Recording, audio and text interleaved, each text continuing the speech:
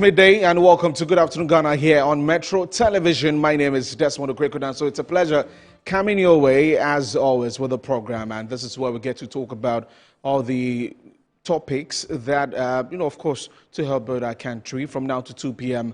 we are on, so to make sure that you are staying with us all through. We're live on Facebook at Metro TV Ghana, also on DSTV channel 277, we're live on there, and also on Multi-TV Digibox. You can find Metro TV on there. And we're also on radio, 94.1 FM. So if you're stepping out, do not worry, you can catch us live on the radio. Coming up this afternoon on the program, we'll be taking a look at AI. Really, it has become the present and definitely the future. But how is Africa taking advantage of this? So we're going to be speaking to Dr. David Kimboyce, and he's an academic coach and also AI consultant on this particular issue.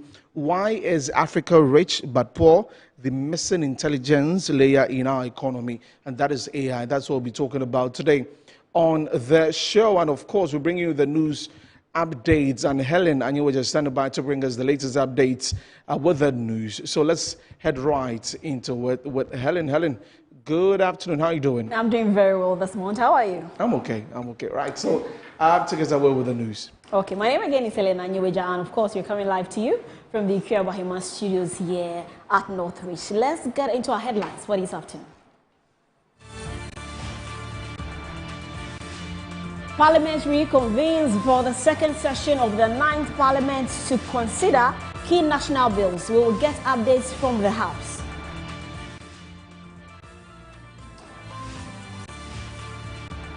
Inspector General of Police Christian Tete Yohuno will make significant changes to the senior police command structure aimed at enhancing operational efficiency and strengthening leadership within the Ghana Police Service.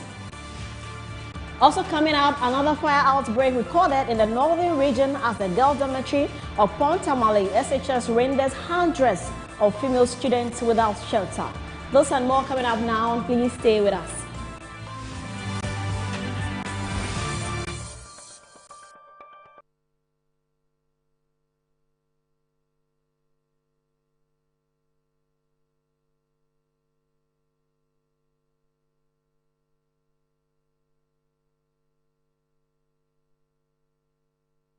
Thank you very much for staying with us. Now we are starting from here.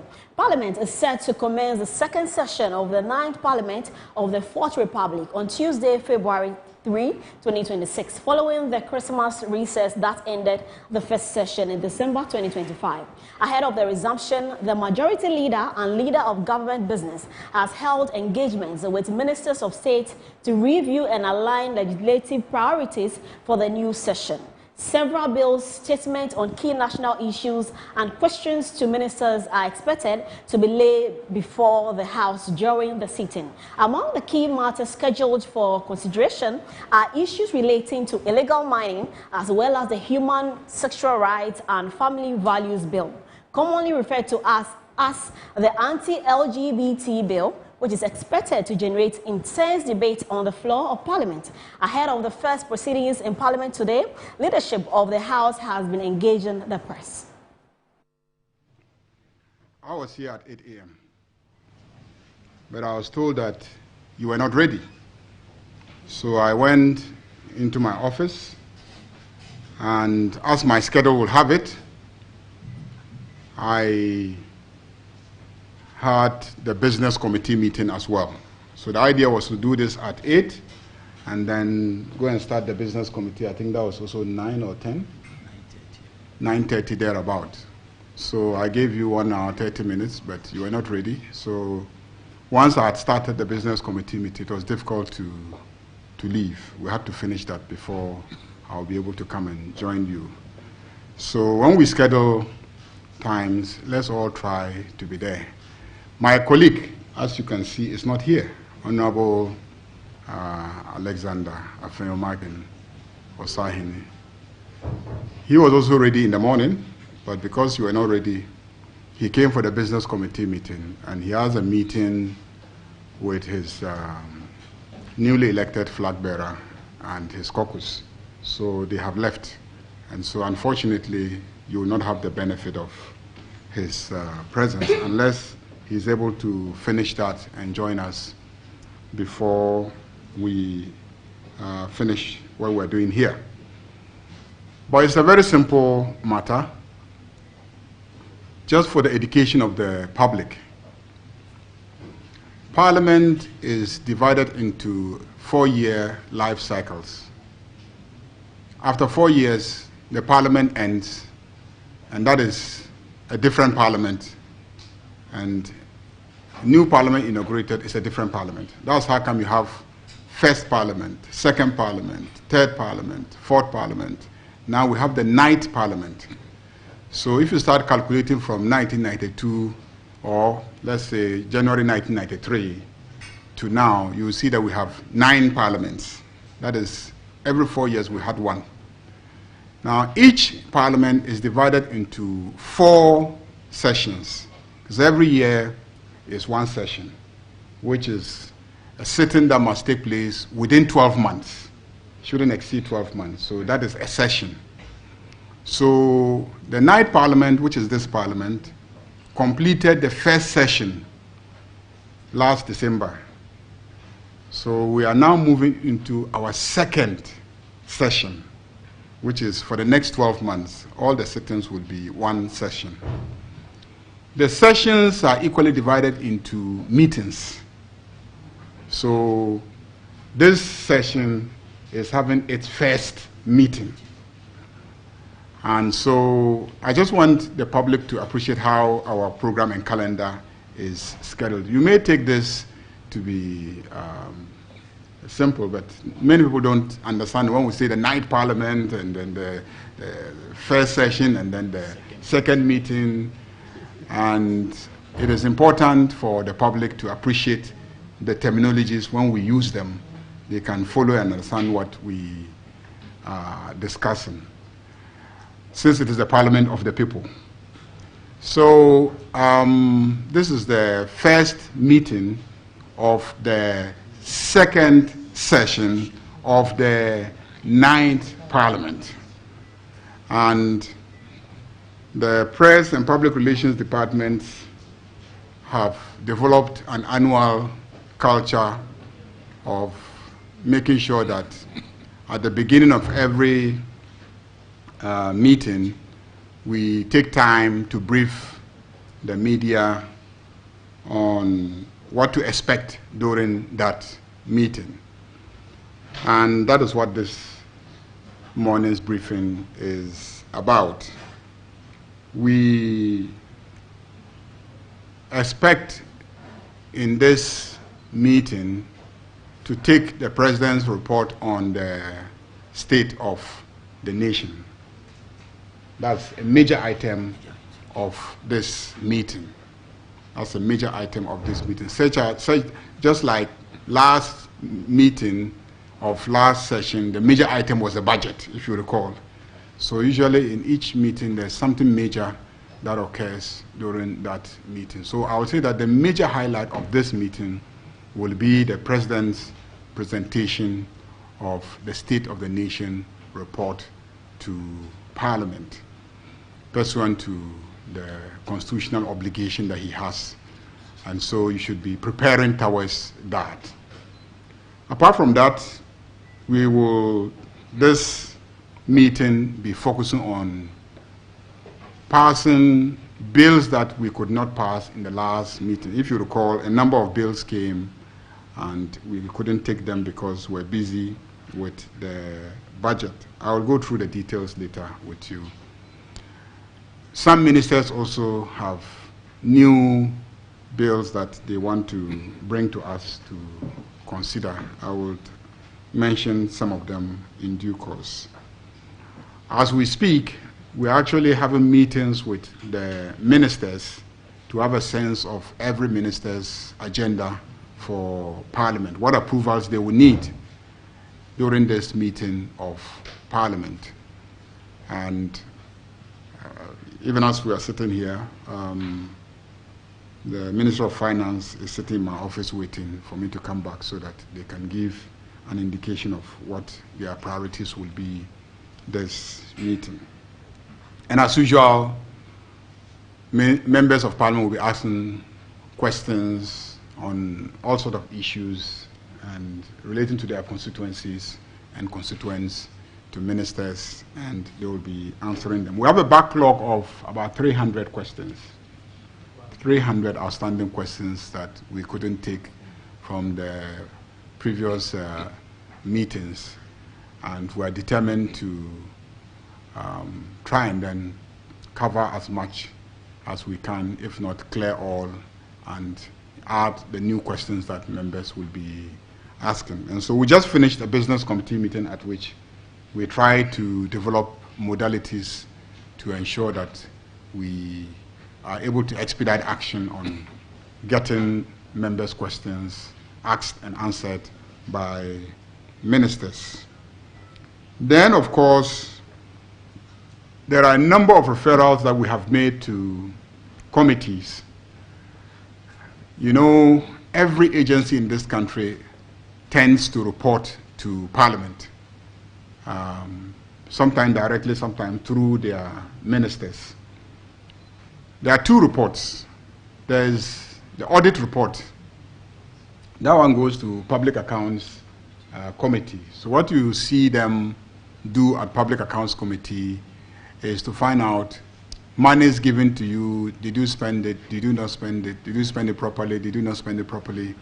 That is kind of financial accountability.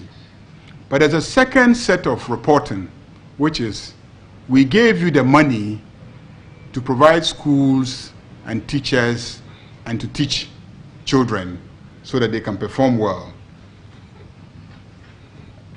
Are you performing well in that regard? That is not financial accountability. That's really delivering on social services, delivering on infrastructure services, and etc. Now, those reports have tended not to receive that much attention in this House. And we have insisted that committees must begin to take those reports seriously, because really, that is what the money is all about. I've given you money to go and educate children, and then you've come to tell me, yes, you spend the money, but you haven't told me whether the children are getting well educated or not. And I haven't interrogated you on whether the children are getting well educated or not. I'm feeling my responsibility in that regard. So Ghanaians expect that the institutions will get better, the institutions will deliver, and it is Parliament that those institutions tend to report to. And if those institutions are not delivering, it means that Parliament is not doing its work. Parliament is not holding them accountable in terms of what they are to deliver on. And so this meeting also, we intend to be very stern on committee chairpersons and ranking members, and insist that all the reports that come from agencies regarding deliverables that we expect from those agencies are scrutinized and debated on the floor of the House, and not just scrutinized and debated, but hearings similar to what you see in the Public Accounts Committee. So Ghana Education Service come, sit there, tell us, why did all the children fail? You must explain to Parliament. We are the representatives of the people. You have to tell us, you have to explain the WAEC results to us. And you must explain it properly. Otherwise, sanctions has to flow. And, you have to tell us what you will do to improve the situation in the ensuing years. That's what this accountability mechanism is all about. And the idea of sitting public servants before us and before you, the cameras, and asking them questions on their performance, not accounting, but the actual performance, has a way of also putting pressure on them to deliver. And so we intend to take that responsibility seriously, starting from this particular meetings. I must admit that the institutions send the reports. They always send the reports. It is Parliament that does not do what is required of it, which is to sit, invite them, scrutinize the report with them, get to the field, verify whether indeed what they say in the report is consistent with what is actually happening out there, and take them on, and then demand accountability for their side of the bargain to the citizenry for which they are paid. So those will engage our attention. Beyond that, I think the regular parliamentary schedules, motions, agreements, policy documents. For instance, the medium-term National Development Policy Framework, which is a constitutional obligation, will come to us. The Coordinated Program of Economic and Social Development Policies will come to us. The National Action Plan on Business and Human Rights will come to us. So similar policy documents will be presented to us, and then we will work on them. Sorry, I'm having a bad cough.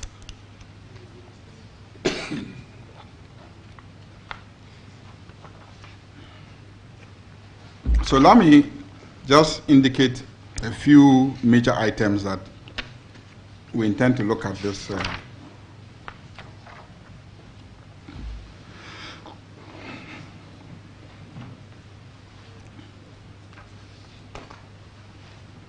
So we already have some bills to be presented immediately we start.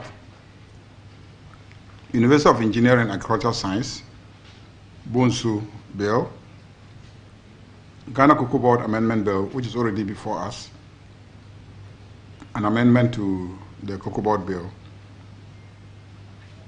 Ghana Cocoa Board Act.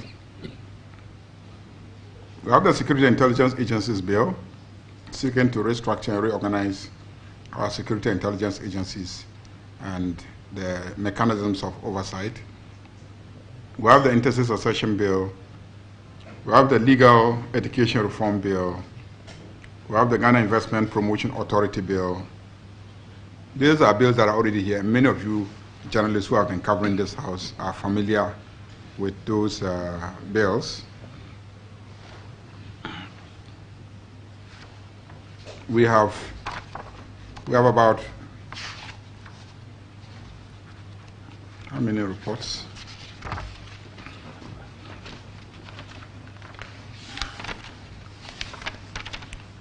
$290? Yeah, 299 reports. 299 reports pending before various committees.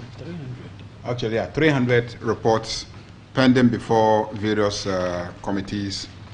And then we have questions, outstanding questions, about 300 before us. Some ministers have given indications regarding bills that they will bring, but I tend not to focus on what ministers indicate because it's not yet here. So it's not really the business of Parliament. But the Minister for Energy plans to bring a bill to enact a new National Petroleum Authority Act. They also want to bring a bill to establish a Ghana Bunkering Services Agency. And then also, as you would recall, there is a program to involve the private sector in electricity distribution. And these are things that will have to come to Parliament for approval. There's been a lot of renegotiation of the various power purchase agreements with independent power producers. These are matters that have to come to Parliament. The Nuclear Power Corporation Bill will also come. There's a proposal to establish a Renewable Energy Authority. So the bill to establish that will also be here. And then there's a new proposal to merge PURC and EC to establish the Ghana Energy Regulatory Commission, so a bill to that effect will come. And then some regulations relating to the West Africa gas pipeline will also come from the Ministry of Energy, but they haven't come yet. Then for Ministry of Local Government, they intend to transform the Local Government Training Institute into a University of Governance and Development. So a bill to that effect will come. Then they intend to amend the Land Use and Spatial Planning Authority to establish a mechanism for how to use their fund. Then there is some proposals to amend the Chieftaincy Act. We'll wait for it. And if you recall, the President announced the abolition of some development authorities, the Coastal Belt Development Authority and the Middle Belt Development Authority, but we never passed the legislation to abolish them. So the bills to abolish them will also come this meeting. And then, of course, they have a couple of, the Local Governance Act itself will be amended. They are working on it. They will bring it to us. Then they have several legislative instruments. There's one instrument that they intend to bring to reconstitute regional houses of chiefs. So many paramountcies have been established, and so they need to add newly established paramountcies to their various regional houses of chiefs, and that has to come by legislative instrument.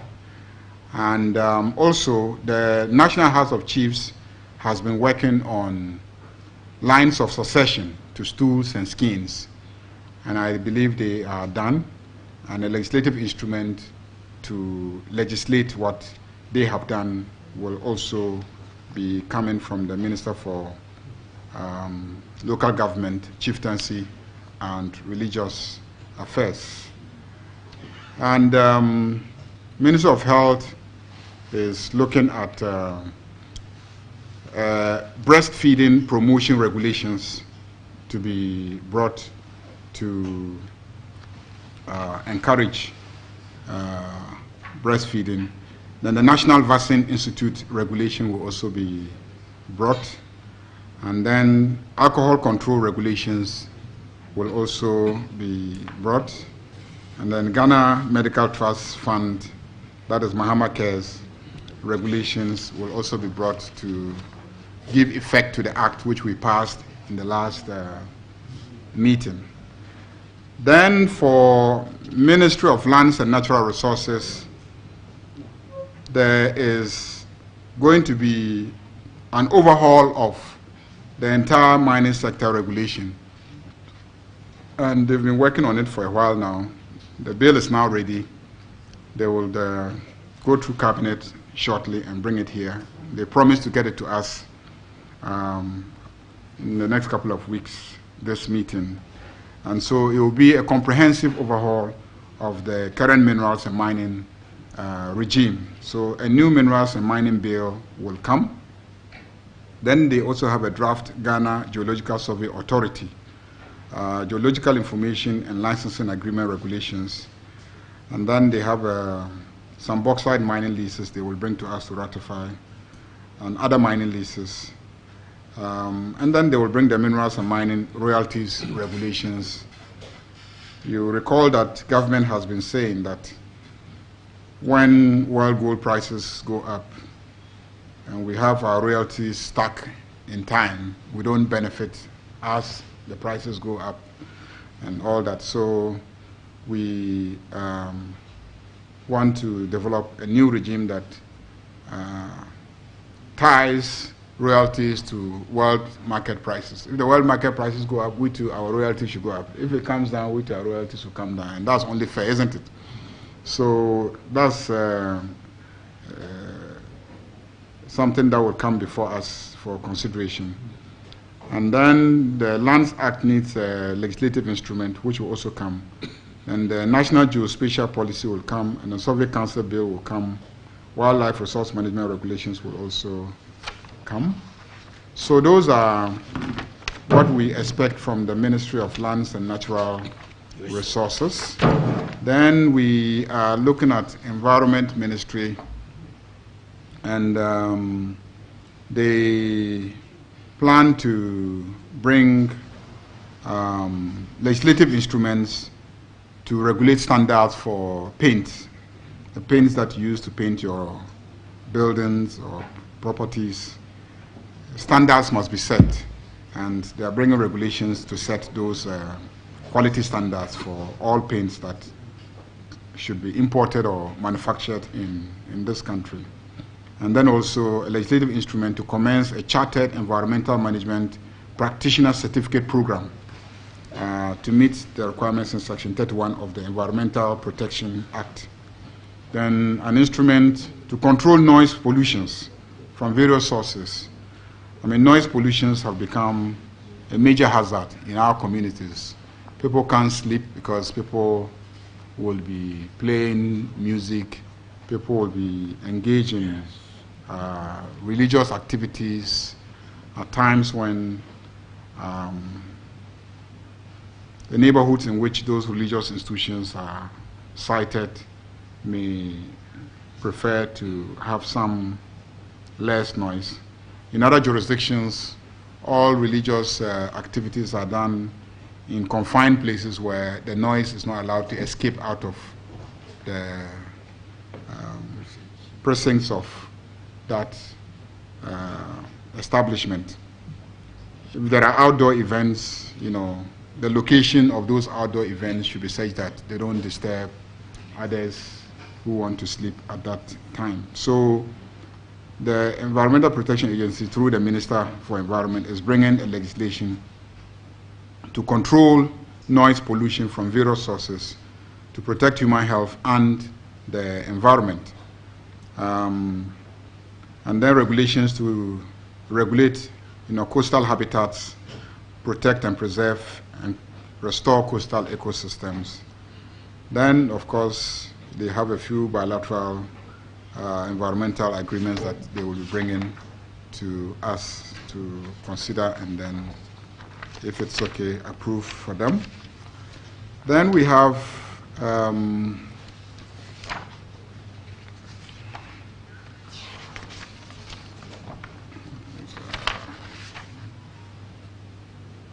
NPA already. Nuclear Regulatory Authority.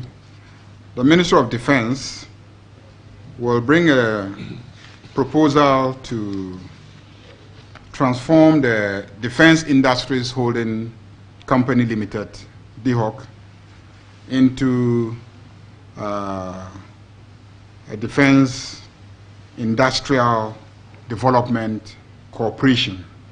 So there will be a bill to that effect. And they also want to establish a defense university because they have several colleges. They have several defense colleges. They have the Kofi Annan Institute. They're already awarding degrees and diplomas, even doing PhDs, and affiliated to other universities. So they feel that given the number of institutions that they have, it will be strategic to bring all that under one umbrella and then have it established as a university with different departments.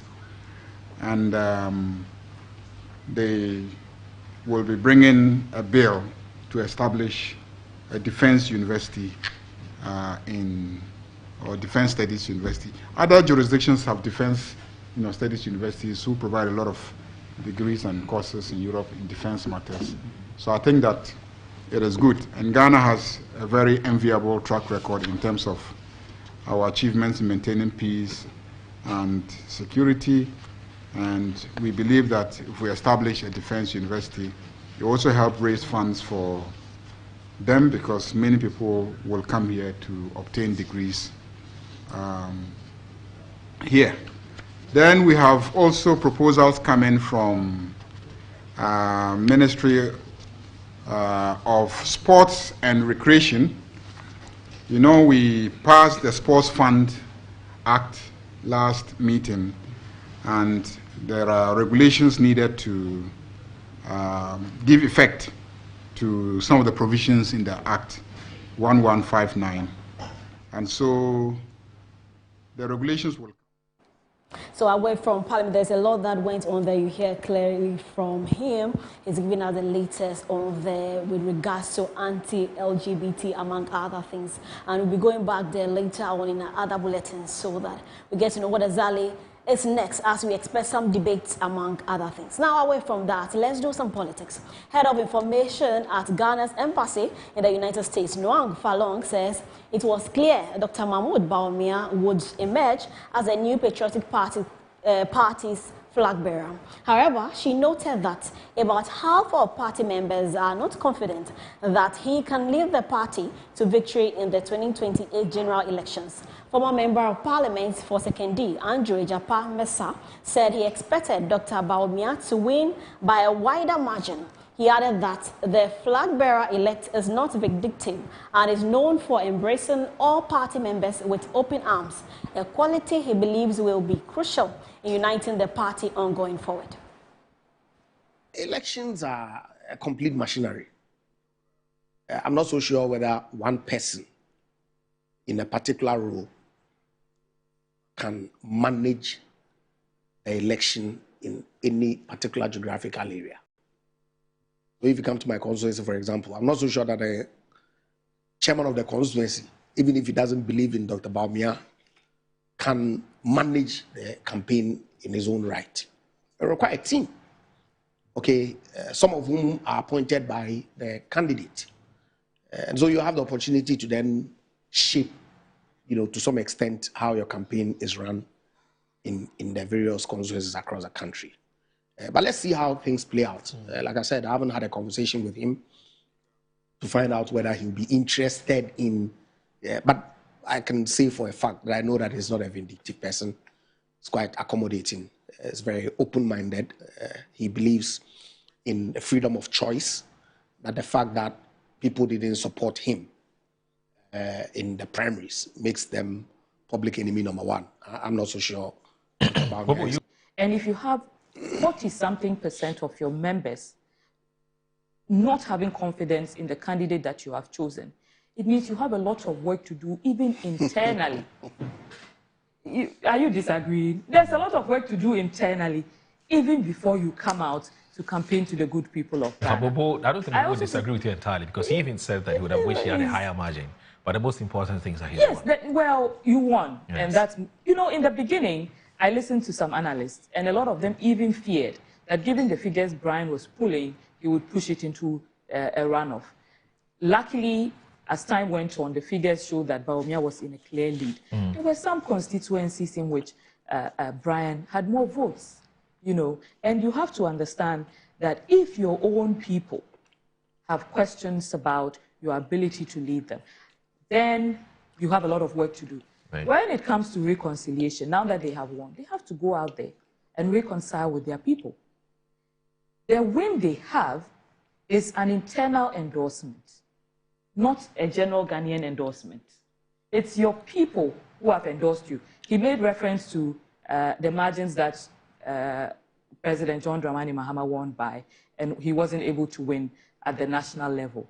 That should tell you that even by that margin, he still had challenges in the general elections. You should anticipate the kind of challenges you are going to have, even among your own people. There were some who said that once their candidates lose, they were going to help the NDC to campaign. I hope we can still rely on them to follow up on their word. Yeah. Still on politics this afternoon, Executive Director of Global Info Analytics, Musa Dankwa, says electoral victories are largely determined by bread and butter issues, with the economy, jobs and education emerging as the most decisive factors for voters in the last elections. Speaking on Good Afternoon Ghana, he noted that the personalities of candidates only become relevant when contenders are evenly matched and voters look for secondary factors to differentiate between them. He also commented on concerns raised by the people on his sample size.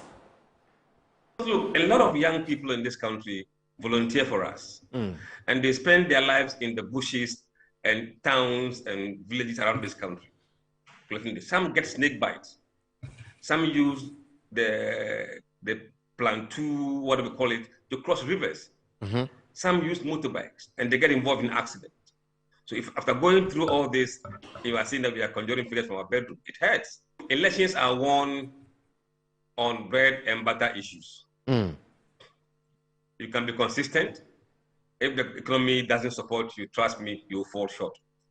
Look, data has shown consistently that the key stuff that mattered to voters in the last election were the economy, jobs, education.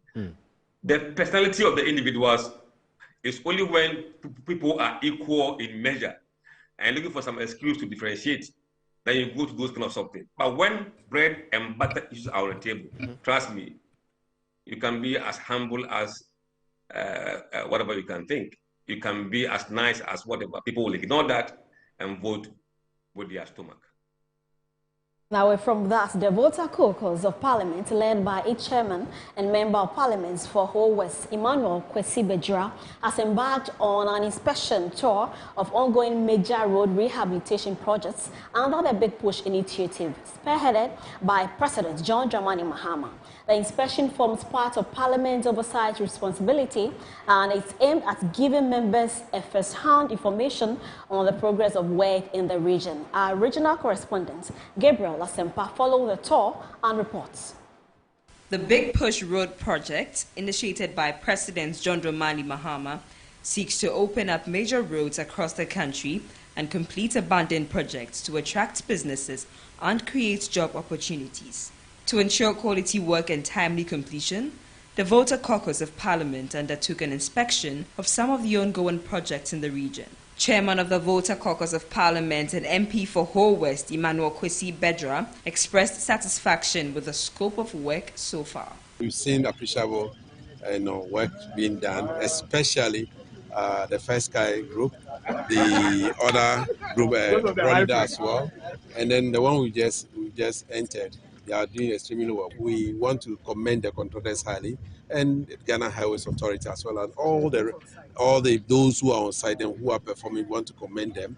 We only wish them that within the contract period they'll be able to complete, and no variations. We complete the project, no variation. We don't want any additional work. Thank you very much. However, the caucus chairman raised concerns about some contractors. I have concern with two of the contractors, the greenhouse construction. We've noticed that they are not performing at all. And then when we go to China Railway, they are not at site at all. These two, we have concern, and we'll report that to the minister. If they have to giving it to somebody else to do, we'll do that. We don't want the delay. They've given us 24 months. Within that 24 months, we want to see all projects under the Big Push in the Volta region completed. The Volta Regional Minister, James Gunu, assured the public of continuous supervision to ensure quality workmanship and timely delivery of the projects. The entire country has become a construction site. Yes. In fact, the entire Volta region has become a construction site. That is what we are, observing, witnessing, and we will continue to monitor and coordinate the affairs of all these contractors. We see them as our development partners, and we urge them to do quality work with speed. They have been given 24 months, and some of them have promised that they will even do it within 18 months. Meanwhile, the Member of Parliament for Ketu North, Edem Agbana, urged residents affected by the road construction to remain calm, assuring them that appropriate compensation will be paid where necessary. We had a town hall meeting with all the property owners, and there is an understanding that compensation will be paid before the demolition takes place. And all the property owners are waiting patiently, and so we are not worried any longer because the assurance from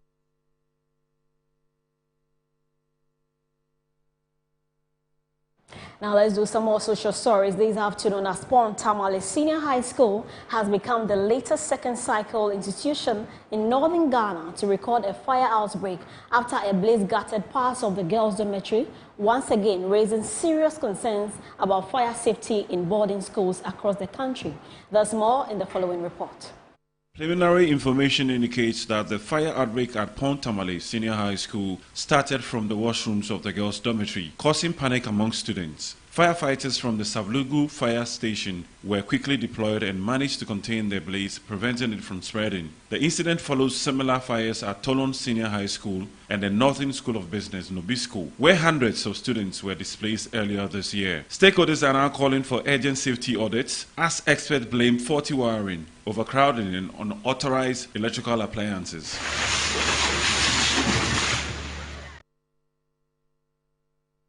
Now we are joined on phone by Assistant Divisional Officer Grade 1 Hudu Baba, Northern Regional Public Relations Officer of the Ghana National Fire Service for more. Good afternoon to you. Good afternoon. Now, what is accounting for these outbreaks? Thank you very much for having me, and good afternoon to your viewers. You will agree with me that we are in the Harmattan season. And Harmattan is characterized by this harsh weather condition. The moisture content in everything is consumed by the harsh weather condition. And this is likely to cause fire if any little introduction of heat is done to any combustible material. And so that again explains why electrical installations can be also dried up and peel off. And once the wires are exposed and come into contact, it is also possible to cause a fire. Again, the students in these schools also are into other inappropriate or unlawful acts, such as using other electrical gadgets in the dormitories when they are not authorized to do so. And these again can also lead to some of the fires that we are seeing in general. Okay, great. So we seem to know what exactly the causes are. Now, what is the Ghana National Fire Service doing to ensure this does not recur? Yes, in the interim or immediately, we have commenced an initiative whereby we are in collaboration with the Ghana Education Service itself. Yesterday, for instance, we had a meeting with the District Educational Director of Tolong and that of the Regional Educational Director himself, where we think there's a need for us to establish fire clubs in the senior high schools, at least for the start. And we are not even looking at limiting it to the northern region. We want it to be a nationwide thing whereby the National Educational Director will send directives to all the schools to liaise with the Ghana National Fire Service to form these clubs so that the clubs will serve as fire wardens and inspect the dormitories and any other facility in the institutions anytime they are not in use. For instance, if they are in classes or preps or dormitories, dining halls, the fire wardens will be at the dormitories to inspect, to see what is not right, and to also put things in correct measures, so that this will prevent the occurrence of this menace. Okay, but before we let go of you, apart from you telling them what to do, what else you think you can tell the students and teachers specifically across that region? Yes, what we can do is to avoid using electrical gadgets in the dormitories and the schools entirely. In fact, we first advised, I remember Tolong in 2022 when we had a similar incident involving the same girls' dormitory. We advised that they should avoid the installation of sockets in the dormitories. And right. I believe that has been adhered to. because yesterday we inspected the whole dormitory. We didn't find one. But still, you will ask why the fires don't start at the ground floor, but it's from the upper floor. That is also to signal that maybe the ceiling, there is something that they do with the electrical system.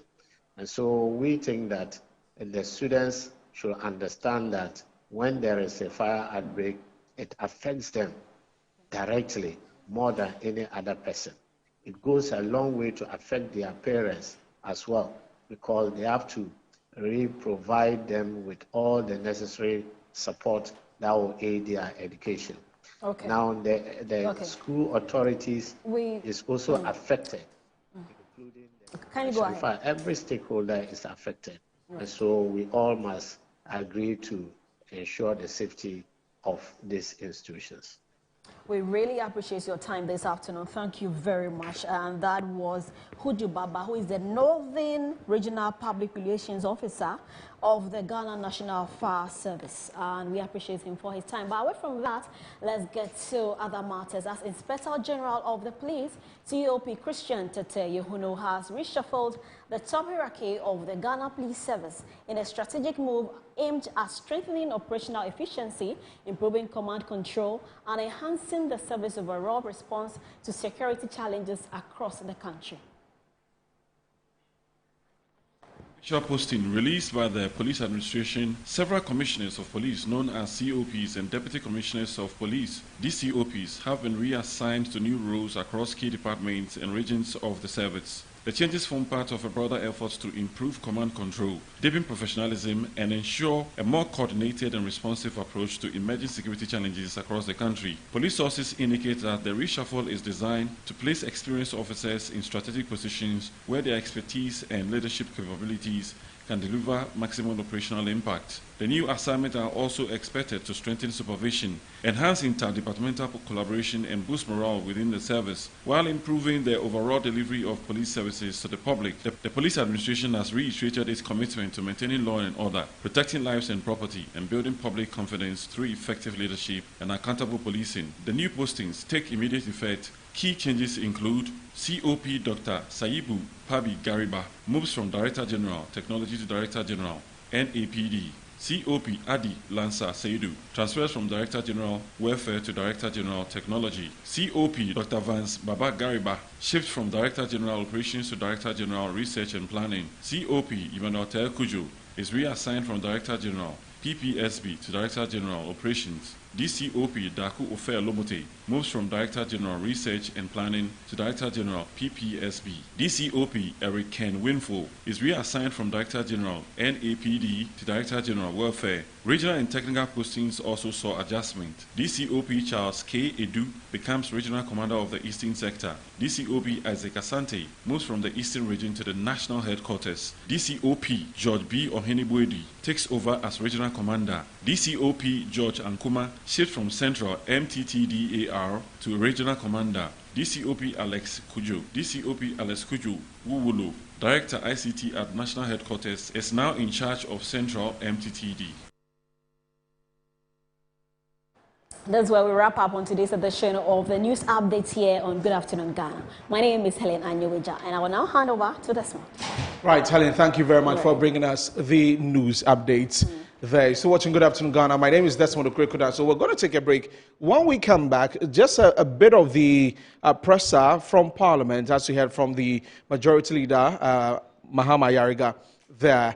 Government plans to change the Kotoka International Airport name to Accra International Airport. That's a big one that we'll be telling you more after the break. We'll connect with our correspondent in Parliament, Dominic Ansapra, to give us that details of the plans by government to change the Kotoka International Airport to the Accra International Airport. And then we get to talk about, that is AI also, how Africa can take advantage of that and help us, move the lives of many of the inhabitants in the various countries across the continent, to a better one with the use of AI. And then we get to talk about microfinancing in Ghana, also how we can make that better. What are some of the steps in 2026 that will be taken to ensure that that space is safe for everybody to deal in? So stay tuned with us. This is Good Afternoon Ghana. We're taking a break. We'll be back shortly.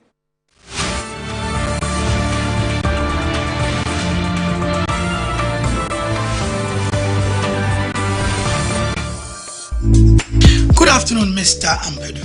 Good afternoon, Mr. Asare. How is business doing? My business is collapsing. Why is your business collapsing? I sold my products and services to my clients on credit, and my debtors are not paying their debt. Have you heard of Rosic Consult Limited, a debt recovery company operating in all the 16 regions of Ghana? Not at all. Mr. Ampedu, all you need to do is to contact them on their customer service line. I recommend Rosic Consult Limited, a debt recovery company to financial institutions, businessmen and businesswomen, other companies, and also individuals. Rosic Consult has 98.4% debt recovery rate. We have professional debt recovery managers. You are assured of swift debt recovery. No recovery, no commission. For Rosic Consult Limited, no more write-offs. And we pre-finance the recovery ourselves. I'm a brand manager. Of course, I accept only quality and affordable printed souvenirs for my promotional campaigns. I'm the head of academic affairs of a very important institution in Ghana. Of course, we only deal with quality, reliable printing companies for our institution's printing materials. I'm talking about Appointed Time Printing.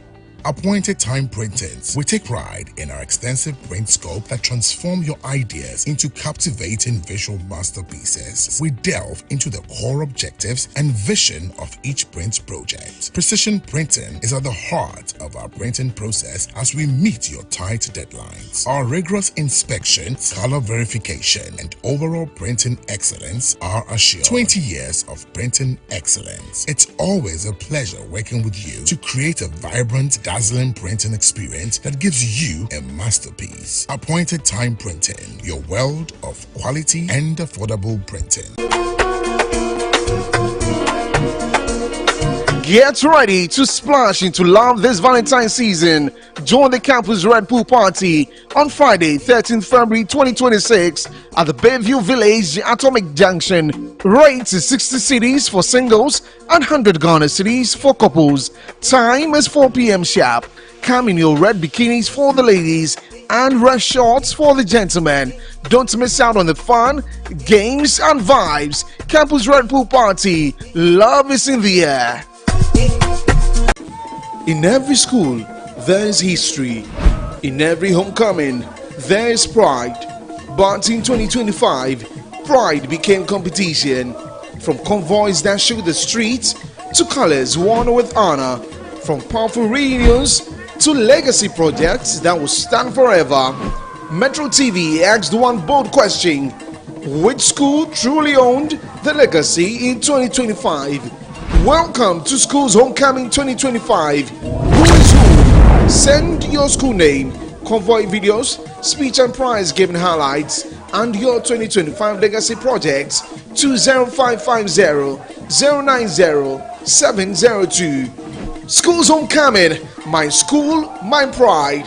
This event is sponsored by Zoom Lion and Appointed Time Printing.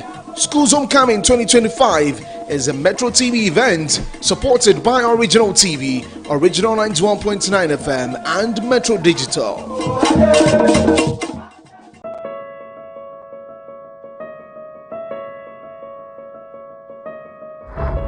What at all does he see in her that he's not seeing in me?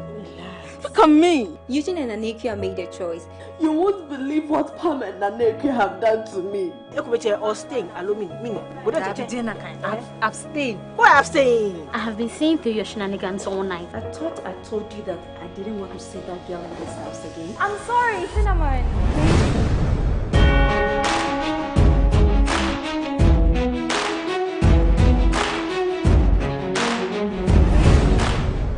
Lost. I've won the battle. Get over it. Battle? Why me? I like you very much. That's why I brought in this.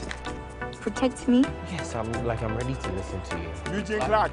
That boy, that womanizer. You are old enough. I would like you to man up to choose among these two. Now, the baby is baby. So we are coming to come and see.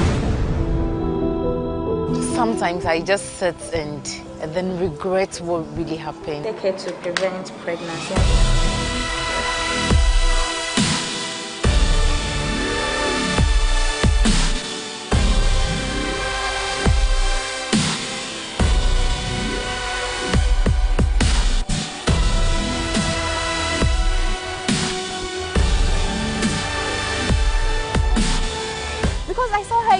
Just stop it. They have to pay for what they've done to me. Be ready for the storm coming up for you. The revenge is not necessary.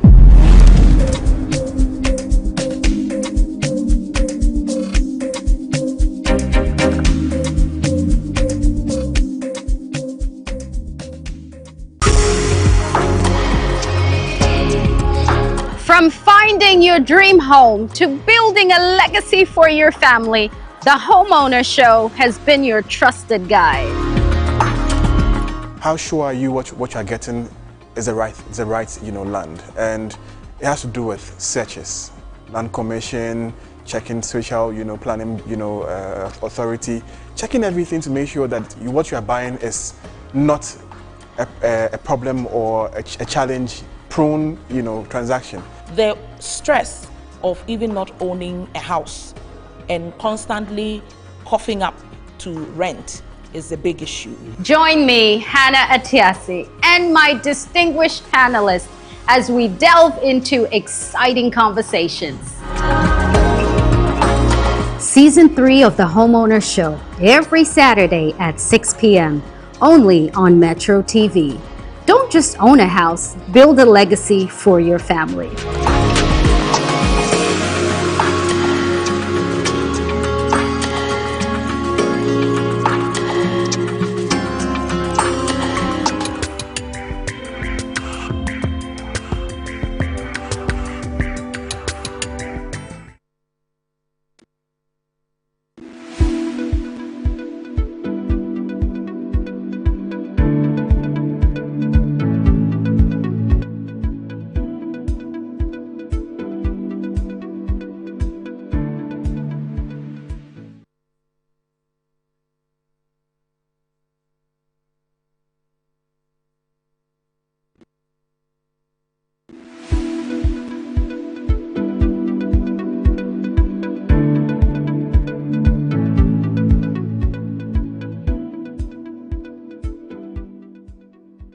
Right, welcome back from the break. This is Business Edge now because we're going to be talking business here on this show. We're until 2 p.m. My name again is Desmond Okrekudan. We're live on Facebook, Metro TV Ghana, also on DSTV channel 277. You can join us live on there. And also we're live on radio 94.1 FM. So I mentioned before the break that we have a conversation on AI, and of course it's a very, very important conversation that we'll be having, and my guest is seated, and we'll get to talk about that. Why Africa is rich but poor, the missing intelligence layer in our economy. We'll talk about that, and Dr. David King-Boyson has joined me in studio for this particular conversation. We'll get into that, but I also mentioned that we have a conversation about microfinance in the country, and just a brief on that. Now, the Bank of Ghana has implemented significant reforms to the microfinance sector, aiming to enhance stability, strengthen governance, and protect depositors. Now, the reforms include minimum capital requirements. New microfinance banks must have a minimum capital of 100 million Ghana cedis, while existing institutions need 15 million cedis. There's also the issue of transition pathways, shareholding limits, conversion of rural banks, and all of that. We'll get to talk about that. But Dr. Boyson is here. Doc, welcome to the program. Yes, no, you can speak now. Thank you. Yes. And, pleasure to have me here. Yes, and I'm excited for this conversation that we'll be having. Right. But I need to get onto the phone lines now, and let's have a different conversation. Then I'll come back to you. So we're speaking to Twenibu Akodua-Boakye. He's the CEO for the Ghana Association of Savings and Loans Companies, and he joins us via phone for this conversation that I just read out to you, the reforms on the microfinance companies in the country by the Bank of Ghana. Good afternoon, sir. Thank you very much for your time here on Metro TV. Good afternoon, and good afternoon to your viewers. Great. So I just read out some of the reforms that the Bank of Ghana is implementing with the microfinance space in the country. First off, just give us a brief of how 2025 was in terms of the microfinance space in the country. Thank you very much. If you look at Ghana's microfinance space, over the years it had gone through some challenging moments, but we saw some upsurge in growth. We saw confidence being restored. We saw depositors' funds growing, loan book growing. We grew our customer base. You saw that profitability was returning. So by and large, we've seen some level of improvement in the way businesses were run, governance system, risk management, and operational efficiency. And so we will say that 2025, yes, as a nation, we try to balance off our books, but also the various institutions also went through very interesting times. Right, and on that, for customers, for people who worked with these microfinance companies, how did it go in terms of depositing, in terms of coming for loans, in terms of all of that? What were the numbers looking like? Thank you very much. We have not finalized with the data, but the little that we have seen, if you look at even only the savings and loans companies for 2025, outside the third quarter, we had done more than 12.5 million individual loans, which was translating to around 30 billion Ghana cedis. So if you add the various other players like credit unions, microfinance companies, rural and community banks, and the finance houses, then we should be doing far and in excess. If you look at in terms of deposits, all the various tiers deposits grew. In terms of loan book, the loan book also grew. If you look at our report from the central bank through the financial sector data that the central bank published, you will see that there was massive improvement in the non-bank sector, which we normally refer collectively as the microfinance space. Right. The issue, or one of the issues that always pops up on the socials, it says about sometimes the number of fake microfinance or savings and loans companies that sometimes do pop up, and even when they have to pay people who have saved with them and all of that, it becomes an issue. In 2025, were there any of such issues? How was that also handled? With issue of dealing with unlicensed operators, and in Ghana, our laws provide that the business of giving loans and the business of taking deposits is a regulated business, and you need license. Yes. And so we actually got to know that there were some people in the rural areas and even some online portals that they were soliciting for deposits and also granting loans under the disguise of digital lending. And so you will remember that through this, the central bank worked with FIC and other security agencies and then the cyber security authorities to clamp down those individuals who were behind these schemes.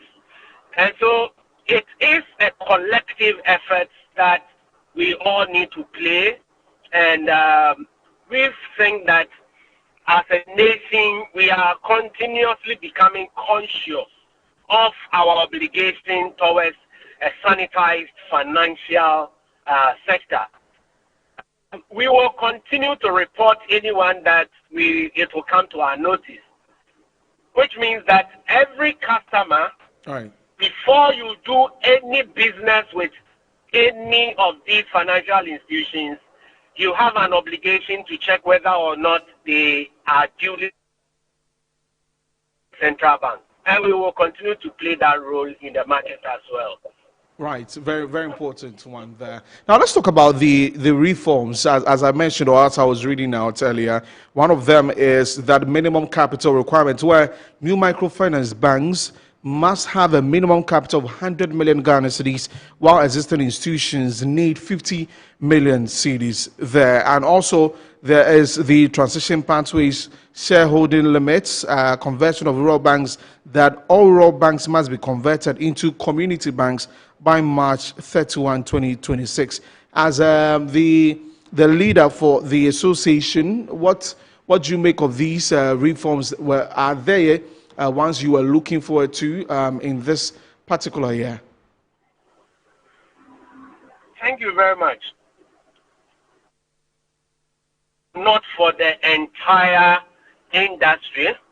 I am for the savings and loans companies and the finance houses. Right. But I work with all of them. So we have had an engagement with the central bank and the government over the years to restructure the entire industry and make it more resilient and make it look at the regulations and their supervision. So flowing from the financial sector cleanup exercise in 2019, we all saw the need to strengthen the industry. And so we reform. So as far as the industry is concerned, we were always expecting the central bank to step up its game and to also look at how they can support businesses to grow. Out of this, we developed what we call a microfinance policy. It is currently before the Ministry of Finance, and the minister is required to submit it to Cabinet for approval. One of the things inside is what the central bank has actually implemented or is going to implement. So from where we sit as an industry, the reforms are welcoming. The various things contained in them are very useful for us to see the industry that it is to support customers and grow businesses while we build stronger, better, well-governed financial institutions. Great. Except that there are some of the things in the document that we are engaging the central bank on. Okay, so there are some of them that you aren't exactly happy with, and that's why you're doing the engagements? Oh, yes. Which ones are they? So, to put it in perspective, or to put it into context, you see that it is required that institutions have certain timelines to raise capital. Now, if you were a savings and loans and a finance house, your minimum capital now is 15 million, and you are supposed to raise 50 million by the end of this year. And new entrants are supposed to do 100 million. If you were to be a microfinance company or a microcredit company, you are supposed to raise from your 2 million now to 50 million. The question is, how will a microfinance company who is operating reasonably well with sufficient capital, solvent, liquid, should be required to raise 48 million by the end of the year? So these are things that we are engaging the central bank on, but we have to take a second look at the timeline. The second thing has to do with some people are saying that we need to have a second look at even the possibility of phasing the process. Is there a phasing approach? So we will engage the central bank, and they have given us an indication that they are going to engage us. The next thing has to do with, in the document, the central bank is very clear that they will encourage mergers and acquisition. We will want to engage the central bank on the nature of the support that they're going to give to make sure that the objective of the reform is achieved. All right. And to be quick on it, the objective is to get well-capitalized, well-sanitized industry where customers are protected and where no job is lost. So to achieve the objective of no job is lost and customers are also well protected, we want to engage the central bank so that anything we can do to support the process, that becomes very clear during this implementation period. Right. So would wait on that interaction with the Bank of Ghana on that. But I've got a few more questions just before you go. Now, the government has been touting the 24-hour economy. Is that a policy that you see your space to be a part of? Can you come again? I didn't get it quite clearly. I am asking that this government has been talking about the 24-hour economy. Is that something that in your space you see yourself to be a part of? Oh yes, this particular industry, if you take the banking sector and for that matter microfinance, savings and loans, we have already been doing 24-hour economy. Why? Our services are 24 hours. A depositor can get his money at any point in time. If security is enhanced, then I can say that everybody will be secure to go to work at any point in time. And so for us, we think that is a good policy which we will support in its entirety. And so as we engage the government and also with the implementation or the adoption and implementation of the microfinance policy, we will be in a position to continue to support the implementation of the policy. Okay. Now back to the issue of the unlicensed companies now. So how do you do monitoring to see that some of these companies that pop up on the socials are unlicensed, therefore you try to warn customers and all that? How is the monitoring done by your association? And if anybody finds something like that, how do they report to you? Okay, so we have all our members, all the various associations have their members who are recognized by the central bank on their website. Right.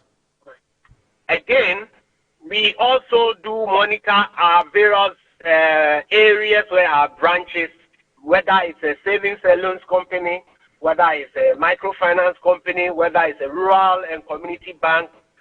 We do monitor also the areas of operation. And we're also very active online. And so people who are not licensed, we are able to also inform the central bank so that the central bank and the security agencies take the appropriate measures. Okay, right. For this, I know that it will be difficult because we day in, day out, we see some microfinance, and sometimes, well, you can blame the customers because they're not going to get onto the website to find out that this company is legitimate or not to do business with, and so that's another thing. So how are you ensuring that the education continues, and even not with unlicensed companies, with the licensed companies, when there's bad service to customers and all of that, how do they, share that concern to the association? Thank you very much. The various associations have different mode of engaging with the public. So let's say for your savings and loans. Okay, so for the savings and loans companies, one, all savings and loans companies licensed and regulated by the central bank have an obligation to display at all their outlets a contact number that they can report, and also reach out to Bank of Ghana even when the particular institution is not responding to their needs. So we will encourage customers that when you go to any branch of any of our institutions or their websites or their handles, look for these numbers. Number two, the association itself on its website, gasa.com, also has a portion for reporting any activity that the customer finds challenging. Right. The next thing is also our collaboration with the media, which we are educating the public now, which means that the media plays a critical role, and we will continue to encourage you and commend you for what you are doing to educate the public, making time for us to tell the public some of the things they need to look out for when they are dealing with any financial institution. First and foremost, regulation is good. Regulation supports sanitization of the sector. Right. Regulation supports the very customers that we are dealing with. Okay. We definitely need you in studio to continue this conversation, because some of the companies under your association and the kind of interest and all the things that they do, I don't know if you are aware of that, but we need you in studio to continue this conversation. And maybe my part in this thing has to do with, we will encourage every customer that whichever institution you are dealing with, know that it is your choice, and we are in a liberal market, so scan the market to see which of them serve your need, which of them addresses your concern. Never be pressurized to buy any financial service, and continue to engage your financial institution for the best outcome. We thank you very much, and we look forward to more engagement. Right. Thank you very much, Twenebo Akodia-Boakye, for speaking to us. He's the Chief Executive Officer for the Ghana Association of Savings and Loans Companies there. So do take note of that. He said quite a number of things. So scan the space and do not be coerced or pressurized to sign any financial policy that you are not okay with. We're back in studio, and now we're going to be talking about AI. I mentioned earlier that David King-Boyson has joined me. He's a scholar, he's a technology strategist and a systems thinker, and he's been working in this IT space for over 2 decades, and we're going to talk about how Africa can maximize AI. So why Africa is rich but poor, and we're looking at the missing intelligence layer in our economy. Dr. Boyson is here with us. Doc, good afternoon again, and it's going to be a very interesting conversation about AI. But my first question would be, in the past few years that artificial intelligence came up, all the talk about it, for us as Africans, have we understood what this is supposed to do for us, artificial intelligence? The issue is whether the entire world, we've come to understand the entire world. But you'd agree that in advanced countries, the AI is used for a lot of other things. What you see is the tech, the creators. Okay. And those who build infrastructure and all that. But the normal user. Okay. The question. Well, I could agree with you on that one, though. They have advanced in AI. Of course, they see it as a strategy. We've had the first industrial revolution. Africa didn't play any role significantly. The second industrial revolution also passed. The third passed. Now we are in the fourth industrial revolution, transition into the fifth industrial revolution. And sadly, we have still not awakened to the realities of, AI. Okay. So we are doing a lot on the continent, South Africa, Rwanda, Ghana is also playing a kind of, we're all contributing our quota, to see how we can position this technology to turn things around for us. Right. Since you got into the space over 2 decades ago, into the IT world, seeing what was being done back then and the transitions to this very moment, would you say that it's been one that many years ago you didn't expect that we're going to get to this point? Oh, we expected this. If you are into technology, you should know that even now, as we sit here, you should know what AGI, artificial general intelligence, is going to do. Okay. And probably when we transition to the super artificial intelligence, which is getting everybody scared. And you should know because, over a century now, we've been using AI, interestingly. Over a century? Yes, we've been using AI. How? Yeah. Do you remember this famous series, James Bond 007? Right. Yes. He was using AI. James Bond was using flying cars. Okay. James Bond was using submarines. He was using driverless vehicles. He was using his watch to control almost everything. His film was a technology craze, if you want to put it that way. Just what they did was always to tell us, what is about to happen. All right? You remember iRobot? Right. That was a sign to tell us what was going to happen in the future. Okay. Right? And then if you are that a little bit age, you know about Doctor Who. One famous machine that looks like human being that spoke, to us most of the time. So AI has been around for a very long time. My producer is telling me the Jetsons. The Jetsons, it was a cartoon-like... Yeah. Okay.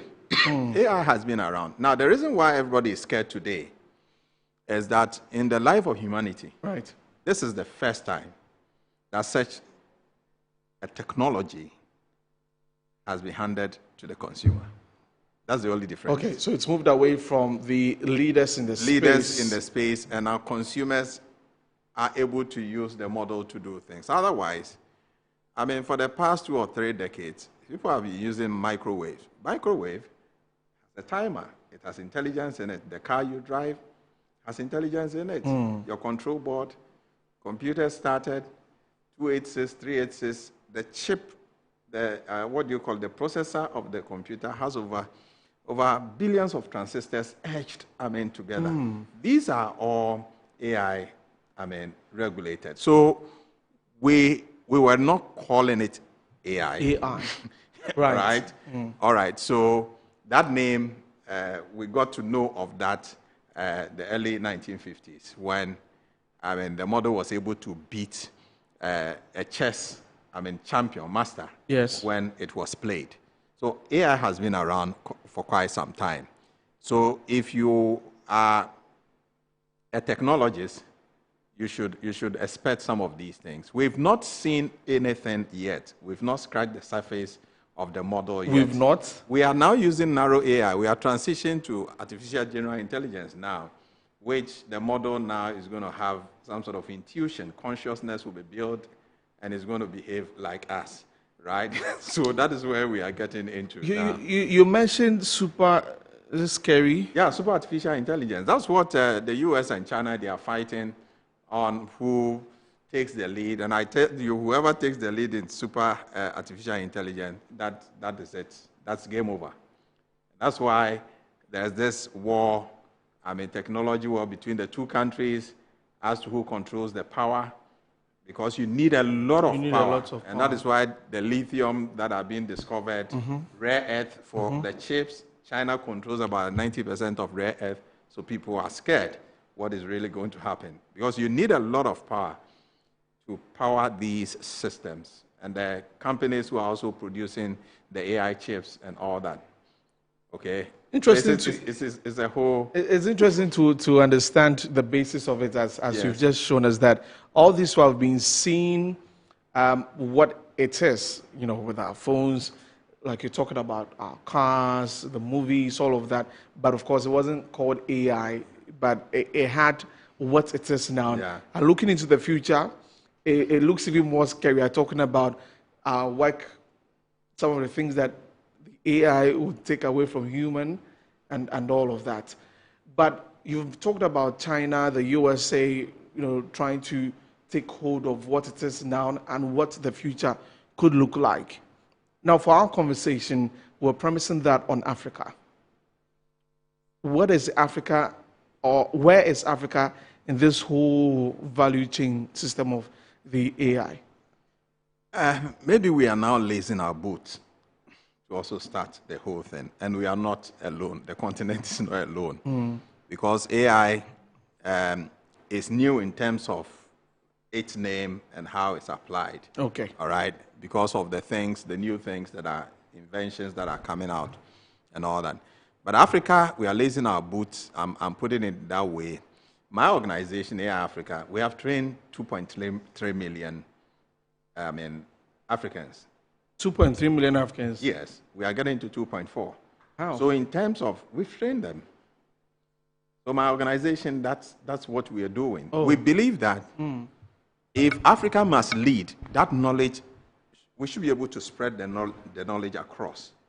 So for Nigeria alone, when we went to Imo State, we trained 2 million people. Ghana is around 200,000. The rest is for other countries that join online and all that, right? Okay. And this year, we are set to cover close to about 16 countries in Africa. Right. And make sure we spread this knowledge. What we are doing, there's no single organization, all right, in the world that has said that I want to train this number of people. Because the target is to train almost 11 million Africans. Even though that number compared to our population, the entire Africa, about 1.4 billion people, doesn't look like we have even started. But, I mean, we are looking at that knowledge being spread across what the multiplying effect and all that. So in terms of the knowledge in AI, Africa, we are getting somewhere because what we are doing, and especially Ghana, right. We have more experts trained in Ghana than any of the countries on the continent of Africa. Okay. Ghana alone, apart from the 200,000 people we have over 5,000 experts, right, that I have trained, who some are outside the country, some are lawyers, some are engineers and all that, and they are within the ecosystem. Wow, that's good to hear. Yeah. That Ghana is taking and of course, it ties into, I mean, the agenda of the whole country, the Ministry of Communication, Honorable Sam George, who during vetting said that Ghana will become the net exporter of AI experts. All right. Already at that time, we had already trained 5,000 experts, and now we are even training more. We have collaborated with them. We've started training quite a number in the MMDAs. I mean, they are trying to form some nerve system for the country. We'll be going to Akuse on the 21st of this month. From 21st to March, we are training chief directors, analogous, grades and all that. The idea of this training is to prepare them, you understand, to anchor themselves on the 24-hour economy. Okay. Because the 24-hour economy cannot function without AI. Without AI. AI is the driver of the 24-hour economy. Because you see, the intelligence layer we have introduced into the system. Right. Africa have natural resources, has people, and has market. But they are disaggregated. Okay, they are not connected. They are not connected. So we bring that connectivity to begin to think in that manner. It's like the body has organs, it has other parts, but doesn't have nervous system. The model we have created, which is the visionary prompt framework, which is a governing sovereignty epistemistic architecture, is meant to bring this coordination in so that it makes sense. And that's what we are. That intelligence is not only what Africa doesn't have, but actually it's intelligence that is non-existent. That's non-existent. That has been created, all right? And that's the visionary prompt framework. So that layer that is missing, that's what it's going to do. So how do you connect your natural resources to, the one in the soil, to the human being, the human resources? Okay. How do you connect that to the market? That is the gaps that we find within the system. Because everything you see is a supply chain. It's the connection of networks, knowledge, systems, technology, and all that. But that is missing. The Visionary Prompt Framework introduces that in a manner that intelligence is not seen from a singular perspective, but intelligence is seen from multiple perspectives. This is almost turning into an IT class. No. I am enjoying the conversation, actually. I am understanding where we have arrived at in terms of artificial intelligence and what the future holds and the gaps as you're talking about. It is very important because in our part of the world, usually we have that a lot of gaps in what could be very beneficial to us, but we lose track of what the connectivity is, and then it becomes a problem for us. So how did you go by this to create this intelligence layer that you're referring to? So, like I told you, for the past close to maybe 1.5 decades, I was once the head of IT of Ghana Ports and Harbour Authority. If you heard about the paperless port system, it was my idea. You introduced that? I did it then under my boss, Richard Anamu. It was called the ePort system. And then, it was renamed, as paperless port system. But I once visited Dubai, and in a discussion, there was a problem where I stepped in, like in a conference, I stepped in to explain. And when I was done, one guy called Paddy, who is an Indian, has been in Dubai since that place about 20 years before Dubai became Dubai. So what he said was that, hey, Ghana man, too much intelligence, right? But you know what he did? This sign. So when he did that, then I said, what you're saying is offensive.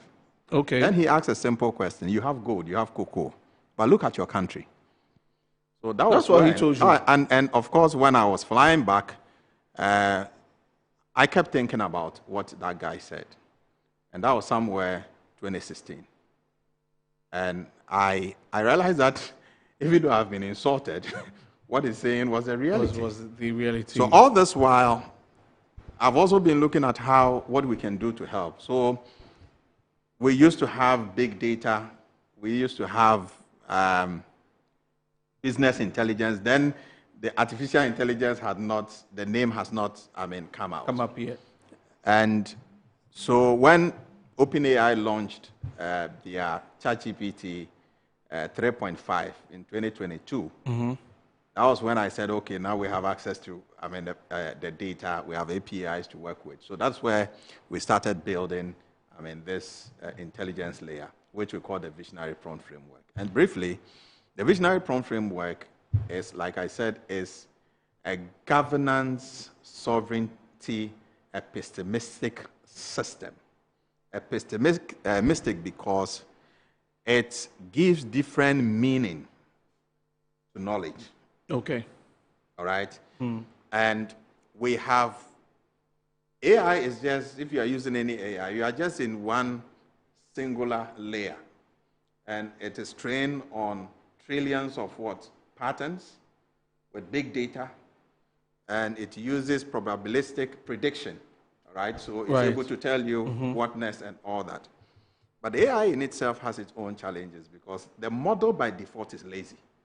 So those of you who have been having... The model is lazy. Is lazy. So when you ask it with a prompt that do something, you see it gives you a lot of things. And then, so it's not precise in the... And we can explain that because we do that through prompting. So that's why I started training people in advanced prompt engineering. And the prompt engineering is how you use creative, language to be able to extract result from the AI using context specificity clarity, you understand, and command, to be able to get that from the AI. So even when you have done that, sometimes students used to use it to write papers and whatever, and it begins to give them chunk. I think Deloitte and Touche had an issue when the model failed them. So all this while we've been thinking that what can we do to that? And it's because the AI has been trained on data, all right? And it is the training, continuous training, that refines the model. So we brought this governance layer, and this is what it does. It divides the intelligence into 8 layers. So artificial intelligence is just one layer. Then we have human intelligence, also another layer. Another layer. You remember there was this issue of AI taking over from us. Yes. And agentic AI not being able to shut down, right? It's because we have arrogated all the responsibility to the artificial intelligence. But we have artificial intelligence that does prediction, computation, and we have human intelligence that does the reasoning and cognition and all that. Then you have the natural intelligence that talks about our nature, our ecology. It talks about the animals that we have in the sea, in the air. It talks about our plants. It talks about our spirituality as well. Then what anchors us as Africans that the Western world do not have, but it is in our data, but they are not able to extract the meaning, is the almighty indigenous and ancestral intelligence. Indigenous and ancestral intelligence. That was going to lead me to my next question about the concerns of how we could tailor artificial intelligence to us as That's Africans. what we have done. Right. So the indigenous ancestral intelligence is another layer. Okay. Then we have the synthetic and hybrid intelligence. That's the confluence of human and artificial intelligence and biology, right? That is what we should use in creating robots and all that. Then we have the planetary and cosmic intelligence. That talks about the other planet apart from Earth. All right?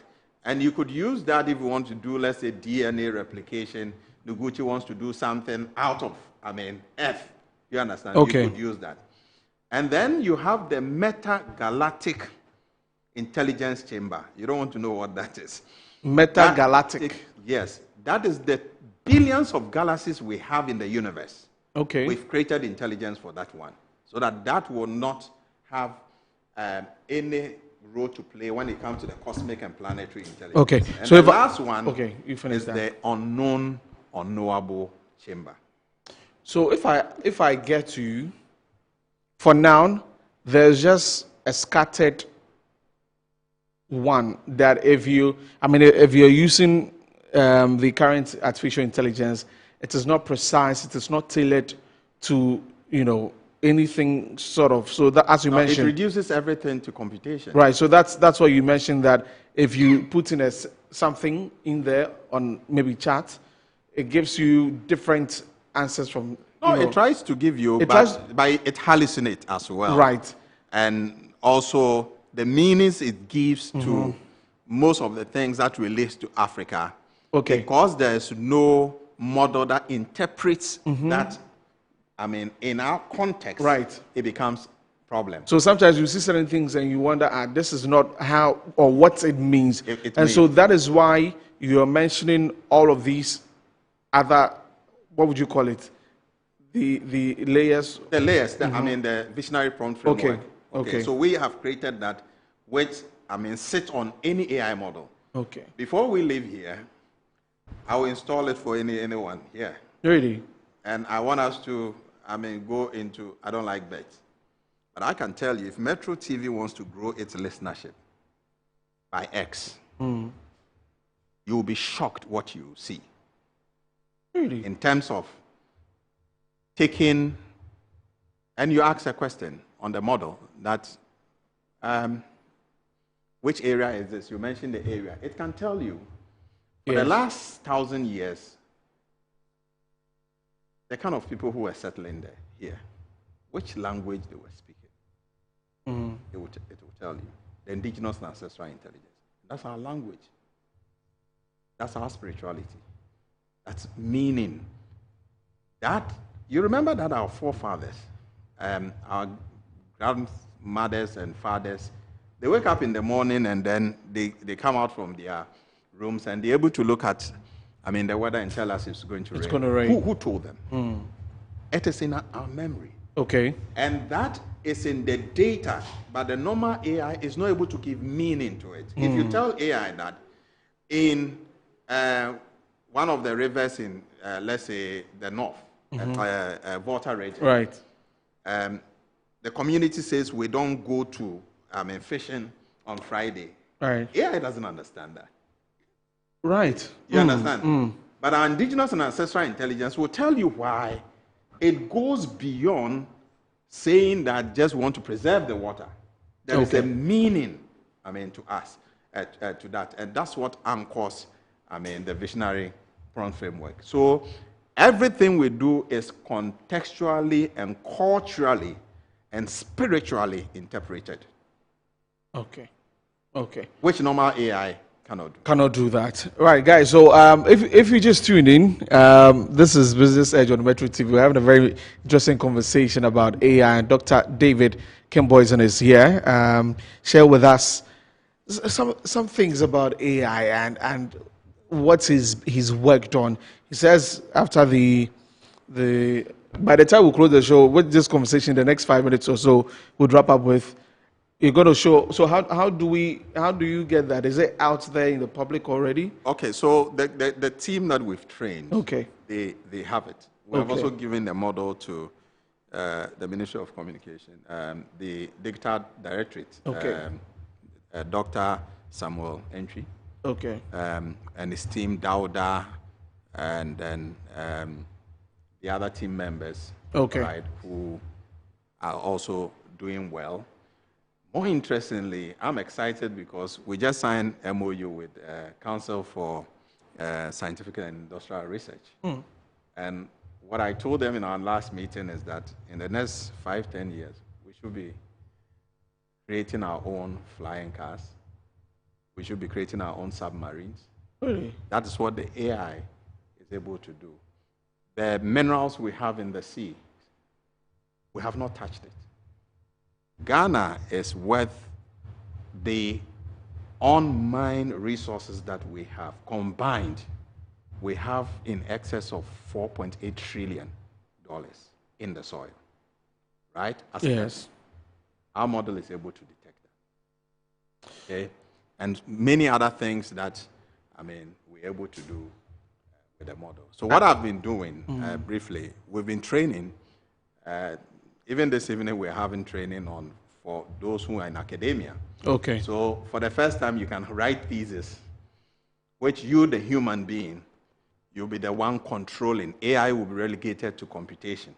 And there is no model under the sun that can say that you are plagiarized, or no anti-AI can detect that you. You know why? Because you wrote under the human intelligence. Look, this one, a lot of students will be happy. But it engages you. Right. So you are the decision maker. I have a question from Sandra. Sandra is part of the production team. She says, what is all that AI is doing to our brains and ability to be innovative? What is AI? What is all this AI doing to our brains and ability to be innovative?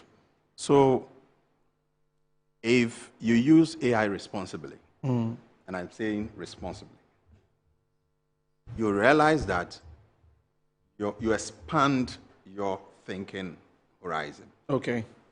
If you use it that way, it expands. Like the chatbot we have created to write academic thesis. You are the one that it engages. So it will tell you, bring your idea. What is your topic? Okay. It will ask you. If you don't do it, it's shut down. It won't work. It's not that you go and just type something in there. And then he will tell you that this is not a good topic. And he'll give you a suggestion. Which route would you want to take? So we are not using AI the right way. So that has become a problem. What's the right way? The right way is you allow the model, the human being, to become the the person who controls the model, rather than relegating the responsibility to the AI. Don't go and tell the AI, write a proposal for me and then just leave it there. Okay. You understand? Go through stages of conceiving the idea, what you want to use the proposal to do. You understand? Give information to the AI. Okay? On our model anyway, which is actually going to give you the output that you want. Yes. And you will see that this text that I have generated, all right, looks more human than AI. Okay. Because you are the one who went through the process. You went through the process with AI at any point in time. Where people are saying that AI is making people lazy, you know where the problem is coming from? It's not AI itself. It's actually the person who is asking. The person who is asking the question. So you just pick up the phone, go in there and say, okay, write this for me. It comes, tailor it for me, and then you're done. You move on. Yeah, and in academia, we could use AI to do so many things, right? We have to change our whole academic system of learning to value creation. Do you understand? Okay. Now we add value, and this model is going to help us, do that. Okay. And we should stop asking, those type of questions we use to quiz students. That intelligence age has passed, where we memorize and we recall. It's past. We are in the age where we create the intelligence itself. So I can write something and say that I would want to use Kwame Nkrumah's lens. What it means is that I'm using Kwame Nkrumah's ideology to write, rather than telling the AI to write something else for you. So I can ask, I want to write this thing and I want the tone to be like Abraham Lincoln, but I can even code it to get a certain output. So in our visionary prompt framework, where we have the chamber of intelligence and the lens are under the human intelligence are people, very renowned people. We have, for instance, the Bruce Lee lens. Bruce Lee lens. Yes. I can write with Bruce Lee lens. You know the principle of Bruce Lee? Be fluid like water. Yes. Right? Yes. I can write with, the eagle lens under natural intelligence. The eagle sees something about 30,000 miles. Right? So if you're using eagle lens and you're using ant lens, be wise. So you see that your writing is quite different from how normal AI interprets what data. Look, so with this that you have developed, how can anybody be part of your training? So you can call 020-7696. Don't call, send a message. Okay. 020-7696-296. Okay. You can visit AIAfrica.com. Okay. The Africa is spelled, it's AI, then Africa. AFRIQ. Okay. Q. Right. CA.com. You can visit there. And you can send us a message. We are coming out with a training, an online training program for those who need jobs. Okay. Search for jobs and create your own jobs. Right. Using the model. Okay, I've got a last question for you, but we've got to take a break. When I come back, we continue with that. So stay with us. This is Business Edge.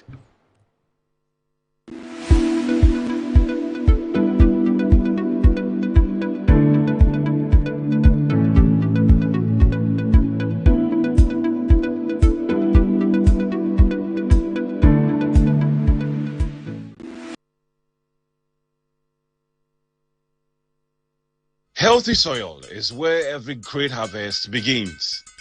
At ACAP, we turn waste into wealth, producing rich organic compost made right here in Ghana for our farmers and our future.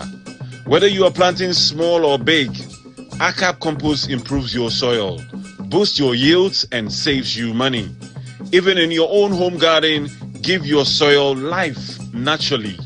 ACAP compost, from waste to wealth.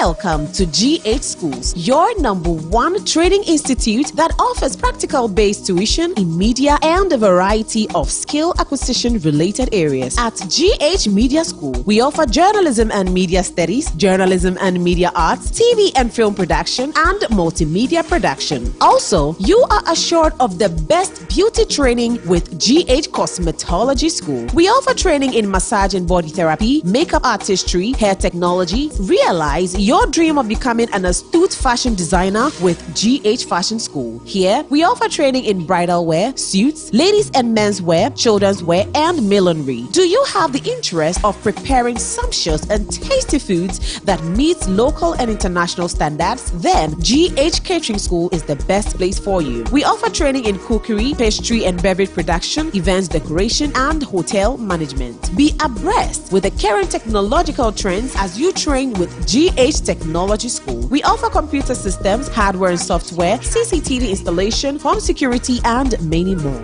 GH Schools makes available well-equipped studios and workstations to give our learners the practical and industrial standard experience during tuition. Hostel facilities are also available. Instant admission is in progress. Register now. Purchase your admission forms online on www.admissions.gaschools.online. Locate us at Achimota Abofu Junction, opposite the Shell filling station. You can also contact us on 0544 622 250, 0577 622 250, 0204 622 250, and 0277 622 250. GH Schools. We say train, practice, achieve.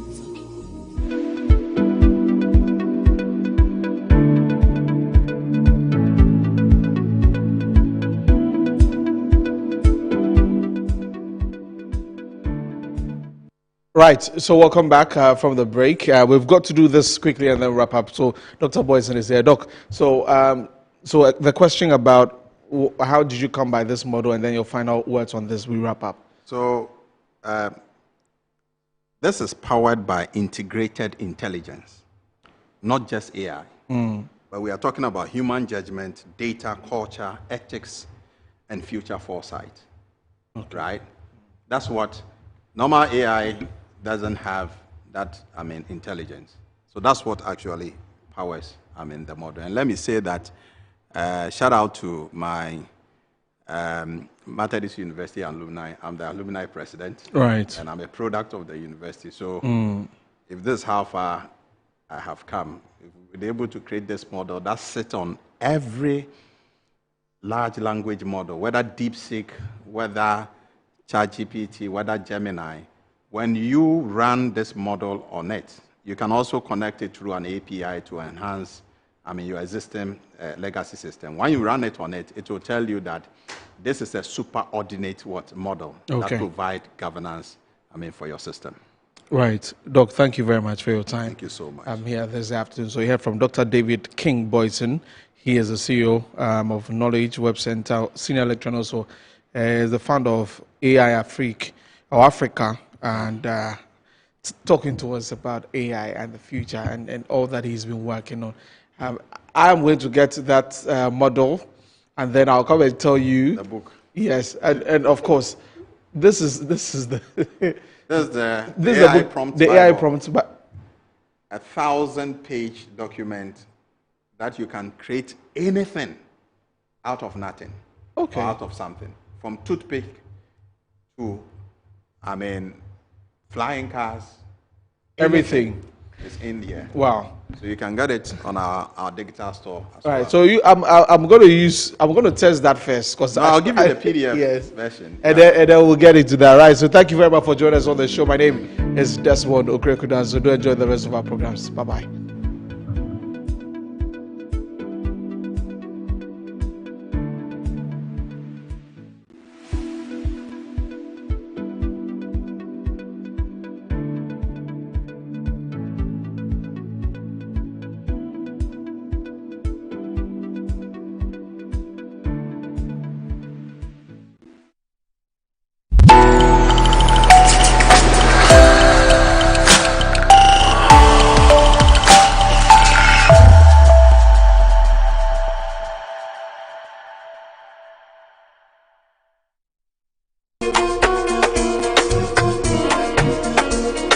Get ready to splash into love this Valentine's season. Join the campus